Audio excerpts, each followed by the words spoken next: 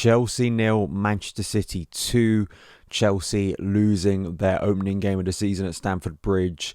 Enzo Maresca's era doesn't start, I think, in the way we would have hoped. It wasn't exactly a disaster. I think it'd be really unfair to kind of come on here and talk as if this was the worst game Chelsea have ever played. I don't think it was as calamitous as some of the things we saw during pre-season. But I think my overall assessment of the game, I mean, I have found some of the post-analysis a little bit strange, claiming that Chelsea were really unlucky, claiming that Chelsea were somehow robbed by, of course, a very incompetent official. But I think we've seen worse disaster classes by Anthony Taylor, or somehow that, City kind of robbed it by winning 2-0. I just don't think that's a real reflection of the game. I think that my analysis of it is that I think City held Chelsea at arm's length. I think it was a City team that wasn't really at full strength, wasn't really at their best, but didn't have to really break a sweat to beat Chelsea quite convincingly. And of course, that's a sign of their brilliance. That's a sign of their dominance in this league. And I don't think anyone turned up to the Bridge yesterday expecting Chelsea to win. I think obviously that's unrealistic. But I feel like the thing that frustrates me about this game is just the fact that, 12 months ago against Liverpool in the opening game, we gave them a really good test at Stamford Bridge and probably could have won that game. Same against Man City both times in the Premier League last season and even the FA Cup semi-final. And yesterday it kind of felt at times, especially in the second half, like Chelsea were a newly promoted side coming up against one of the big boys. And sure, we gave them some scares, but really the contest was never really in doubt. It was clear where it was going. And, for Chelsea, for a newly promoted side, that ain't bad. For Ipswich, that isn't bad. For Chelsea, obviously not good enough. And I think that, we'll go through some of the positives. I think there was an outstanding performer for Chelsea today. I think that's quite unanimous that we'll talk about and how that's a positive. But that also, I think, connects with part of the problem of yesterday is central midfield. I feel like that was the biggest negative, along with the attack. Midfield, I think, really dictates defence and attack in a lot of ways. If that midfield isn't balanced, you're unable to get control, you're unable to service your forwards properly, and also in defence you can be isolated and exposed on a number of occasions. So that's why that midfield for me is once again a key area. Maybe we'll talk about one of the players who is an issue player for Chelsea, who I think is going to be a real balance and headache potentially for Enzo Maresca. Please do like the show if you're enjoying it. Please do subscribe. Going to have lots of content coming out this season from Chelsea and covering whatever goes on at Stamford Bridge. So the starting 11 was the one I predicted. I'm one of 38 or one of however many games Chelsea played, but at least I've got one right so far this season. And I'm actually quite impressed I got it for the first game of the season, which is actually usually quite difficult on the opening game. Sanchez, Gusto, Fofana, Colwell, Cucurella, Lavia, Caicedo, Fernandes, Nkunku, Jackson, Palmer. Just looking at the stats of this 2-0 win, obviously Haaland scoring the opening goal and then Mateo Kovacic scoring the second late on. City having more of the ball, but Chelsea had a higher XG in the end. In terms of shots, City had more, 11-10. Shots on target, 5-3 for Man City. Big chances, both teams had one. And in terms of course, more accurate passes, that's kind of expected. Chelsea had more corners. But yeah, I think that the issue for me just generally was Chelsea just didn't cause City enough problems across the course of the game. I can think of those couple of occasions, where, especially in the second half, I think Chelsea's best chance of the game was Nicholas Jackson. It was from a ball that got headed back by Romeo Lavia, and he kind of was leaning and put the ball towards goal straight at Ederson. And of course we had the Palmer shot in the first half that Jackson put in that was offside. There was a couple of mix-ups between Jackson and Enzo inside the box. There were nearly moments from Chelsea, but if you compare and contrast this to the way Chelsea played City last year in the Premier League, nowhere even close to in terms of testing Ederson, who I think looked a little bit shaky with the ball on his palms, and we didn't really capitalise on it. So really, in terms of Chelsea in attack, I think the real issue was, and we spoke about this during pre-season, was Nkunku and Palmer. Two players who need to be a lot more than just wide players. And it felt like, especially Nkunku was very isolated in this game. It felt like he was really out the danger zone.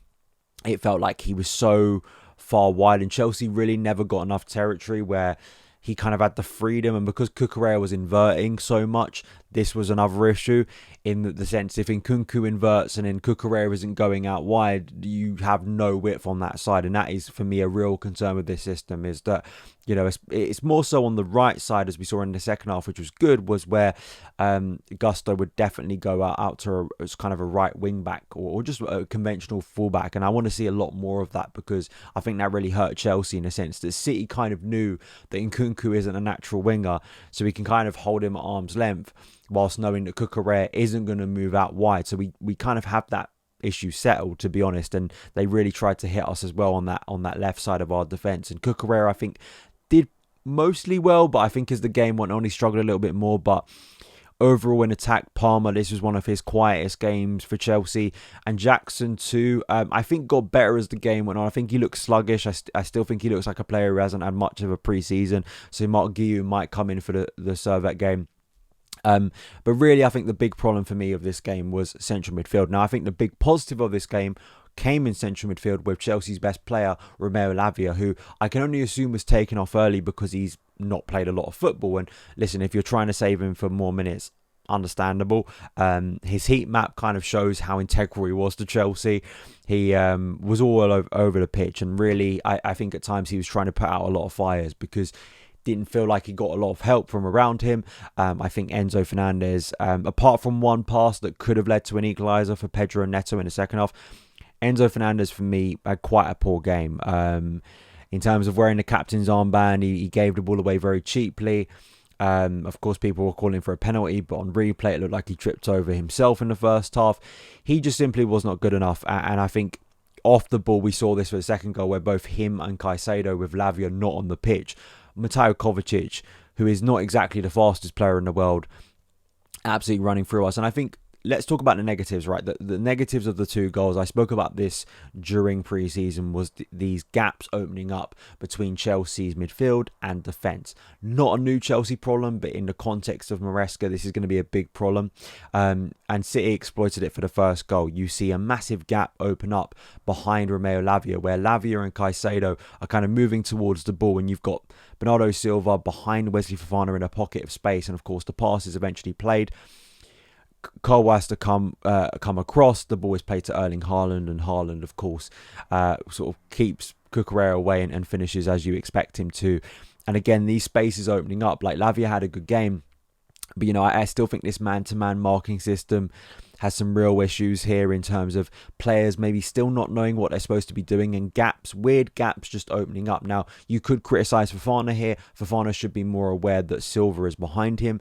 Maybe you could argue that Lavia is kind of in no man's land here. He's thinking about maybe the ball going to Kevin De Bruyne, but he's also maybe should be thinking about where that ball is going to be intercepted. The ball isn't intercepted, and of course, Chelsea were easily done there. I think in the second half, it was a similar story, where once Romeo Lavia goes off, you don't have that anchor in central midfield, so our ability to keep the ball through Lavia was limited. And then Kovacic picks up the ball, and both Caicedo and Enzo do absolutely nothing to stop Kovacic making this forward run. And Robert Sanchez should be doing better, for me, because he gets a hand to it, should be doing better with the shot, and it goes in and it's game over.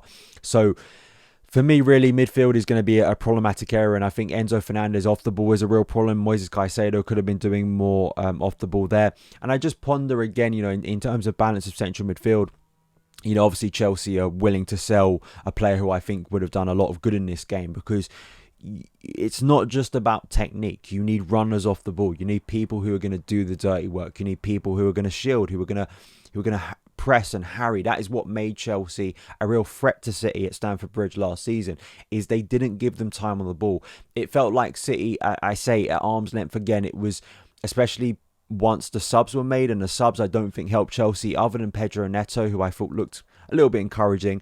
I'd like to see him with Nkunku on the pitch. I'd like to see Palmer, Nkunku and Neto play as maybe a three behind a striker, or you play Christopher Nkunku as the centre forward. Again, arm's length, easy for City to play out of our press, not a lot of pressure, not a lot of scrutiny put on them. And again, I think that this kind of midfield space issue, where our defence is being exposed and isolated and run at, sure, City are the best team in the league, probably still, them and Arsenal, right? So you're not coming up against this team every week. Chelsea are going to be playing Wolves next week. I don't suspect that they're going to have as much dominance against Chelsea. But in terms of transition, it is something that concerns me, where it doesn't seem to take a lot for a team to run through the centre of us, especially. These are two goals that don't feel like extraordinary moments of brilliance from City. They don't feel like, well, City were just a level above us and what are we supposed to do. It kind of feels like a structural issue. And sure, it is game one, but it is something that needs to be focused on. And again, is it as much a case of the players working on this system, or is it a personnel problem? Because I still think Fernandes off the ball is a real issue. You need to have runners in that midfield. You can't just have players who like the ball to feet. You need to have a combination, a mix of players. And the issue Chelsea have got is that I don't think Dewsbury Hall is going to be that player, because he's more an advanced midfielder. Enzo Fernandez was playing a more advanced role in this game. He went a little bit deeper after Lavia came off. We've sent Leslie Ugochukwu out on loan. Carney Chukwuemeka can barely get a game. So who is going to be that player in the centre of the park who's going to do the dirty work, who's going to be the water carrier? Because you need that player. It can't just be players who want the ball to feet all the time. And I think Caicedo should be doing better for that second goal. Despite him being good on the ball at times, I think he should be doing a lot more for that second goal. So I think big questions for Maresca. But in terms of moving forward, listen, I don't think it was a great game for Chelsea. It wasn't an awful game. It wasn't, as I say, it'd be unfair to call it the most diabolical outing. And I think, but again, I still think that, from a Chelsea point of view, I don't think we should be walking away from this feeling this is great, because it just simply isn't. But I feel like for Maresca, obviously things to work on. Obviously the positive of Lavia coming through unscathed and seemingly playing well. I think the huge question moving into Svet, obviously a much weaker opposition, is of course taking the game to them, being a lot more commanding with the ball. And Chelsea have a run of games now where they're going to come up against opposition that really they should be beating or should be dominating. And I think this is where we're going to learn a lot more about Maresca, and when Chelsea have a lot more of the ball, when they have the space, it's how they deal in that kind of opposition. This is a very different game, but I don't think Chelsea did enough to exploit the space that was there. And of course, Robert Sanchez shouldn't be in goal for Chelsea. Again, gifting the ball to City on a number of occasions. And, people keep on talking to me about stats from last season. Another great example in this game, actually, of how stats don't tell you that he still gives the ball away cheaply. And Chelsea actually got away with it a number of occasions. He did it several times. He shouldn't be Chelsea's number one. There are just objective realities here that no matter what theory, no matter what tactics you kind of want to throw at me, Robert Sanchez is not going to get better. He's going to keep doing this. And it's a bit like the Kepa Arrizabalaga situation. Playing with fire gets you burnt. And I think Enzo Maresca is going to have to make a quick decision here for the security of his own job. Is that when you've got a keeper like this who is going to keep on costing you a number of times, it's why they bought Jorgensen. We don't know how good Jorgensen is going to be. You've, of course, not sold Georgia Petrovic yet. I just don't believe the same goal happens with Georgia Petrovic in goal. But there's a number of situations this summer where we've decided that I think objectively impactful players we've decided we don't want anymore. That's the club's decision. It's then on them to replace them with better players. And unfortunately, Sanchez is not a better player than than Georgia Petrovic. So, yeah, big problems with there. But I don't just want to throw all the problems of the club's mismanagement off the field on Maresca. But of course, he needs to find a formula in midfield, a formula in attack that's going to get the best out of these players. But it's going to be a long old season. He's got a lot of time to work on it. But listen, did we learn anything new? Man City are miles better than Chelsea. That's understandable.